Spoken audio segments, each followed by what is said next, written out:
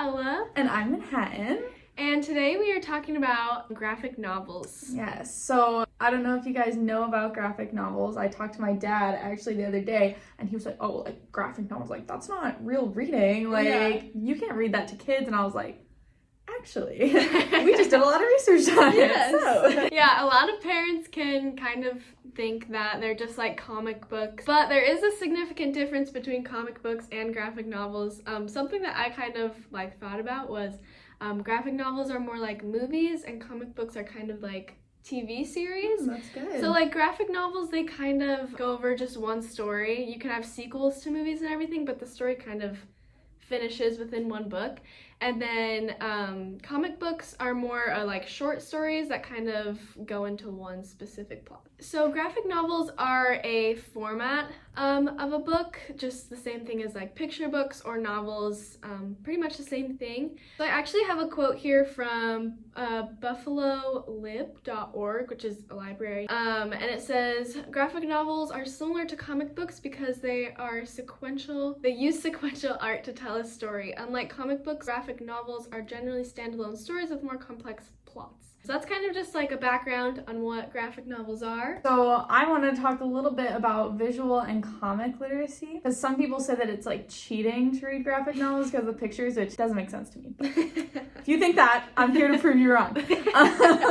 Reading graphic novels takes incredible brain power and requires a synthesis of three types of literacy: reading, visual, and comic. So That's Not Reading, Making the Case for Graphic Novel Inclusion in Every Classroom by Amanda Millilly, Kate Coventry, and Alicia Abdul outlines some of the skills that kids learn from reading graphic novels. And I'm just gonna list these off. Maybe just think about like how those skills can help you and how you as parents, you as educators, as adults, how you might use those skills in your everyday life. So in the category of reading literacy, they learn character development, comprehension, grammar, syntax, plot, sentence structure, setting, text, subtext, themes, and vocabulary development. Dang. In visual literacy, kids that read graphic novels understand elements of art like color, line, shape, space, and texture. They're also able to comprehend principles of design like balance, contrast, rhythm, and movement. And then the visuals allow them to practice the skills of interpretation, observation, and understanding of visual symbolism. And then finally, you also learn stuff from the comic and graphic novel genre in general, like understanding captions,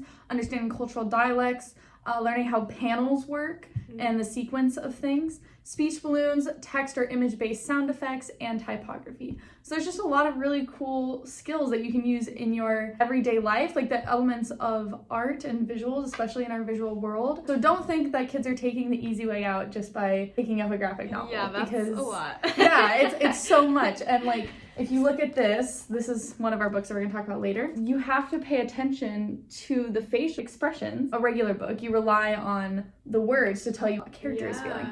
But in this, you have to really pay close attention to how the characters are feeling, not only through their speech, but through their facial expressions. And so it's really good to help kids understand emotions when the people around them. And it's also way easier for struggling readers and also for students who are learning English, which is really important in today's world, especially in America. We have a lot of immigrants. I know my mom teaches back home, and she has a lot of immigrant kids in her classrooms, and it's difficult for them to learn English, obviously. And so according to Jean Luan Yang's article, Graphic Novels in the Classroom, he's a graphic novel person himself. He is an artist and a writer. And he says that graphic novels bridge the gap between the media we watch and the media we read. So both the images and the text, they share the responsibility to tell the story. It's not reliant on one or the other. And so kids can also take as long or as short as they want, like slowing down your movie, right? If we're talking about movies, you're slowing it down. You're able to stop and say, oh, hey, wait, I didn't really get that picture. I'm gonna look at it again. Jean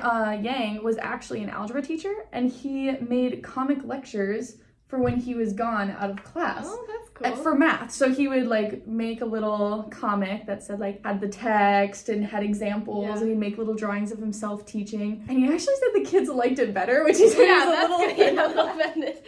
he was a little bit like, oh, yikes. And it's easier to not zone out because, like I said, you can stop and say, I want to read this again. And so in The Inside, Outside, and Upside Downs of Children's Literature by Schneider, she says that graphic novels and other picture-based literature moves, not in the sense of a motion picture, which captured segments of constructed yet fluid movement, but more along the lines of something like stop motion animation, which freezes selected moments along a continuum of time. Even so, it still carries a sense of fluidity and more detailed documentation of movement. So even if you feel like it might be a little bit more stunted and like hard to read, it actually still has that movement and that fluidity. So this gets the attention of readers who have a really hard time focusing on reading. I know one of my cousins, he didn't like reading until he started reading graphic novels, and he's really come really far in his English classes.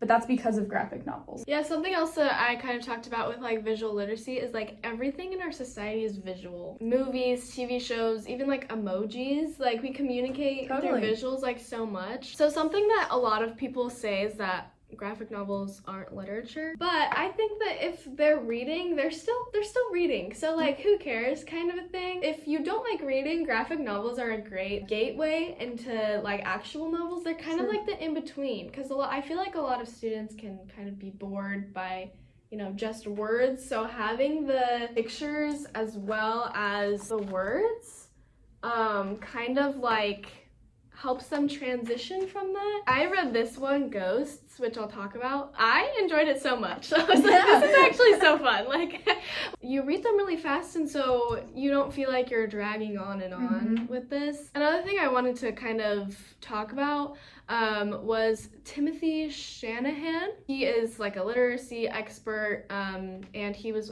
one of the authors on the Reading Rockets website, which was really interesting. He said, the good news is that no one has found any relationship between interest in comics and reading levels, suggesting that reading probably isn't doing any harm. If they're reading, they're just practicing, even, they're just practicing for higher literacy. Yes, more advanced books. The Read Aloud Handbook by Jim Trulli said something like, the more you read, the better you get at it. The better you get at it, the more you enjoy it. Yeah, the more you do it. Yeah. So and it keeps going. The goal is to get kids to enjoy reading, and that doesn't matter how. If they're reading magazines, if they're reading the captions on the TV, if they're reading graphic novels, accept it and embrace it and do whatever you can to support it. So I read Maus, and this one I would say is for a higher age group. It's about the Holocaust, but all of the Jewish characters are mice. And then I think the Nazis are rats. It tells the story of the Holocaust. And I think this is a really important example of graphic novels tackling serious issues. Pretty much the moral of the story is that kids are reading, just let them read books. Try to see what they see in the books, even if,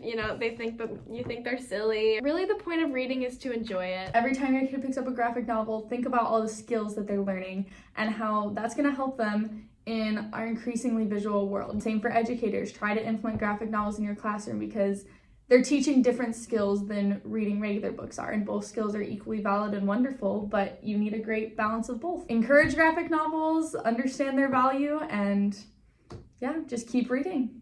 Yes, thanks. Thank you. Bye.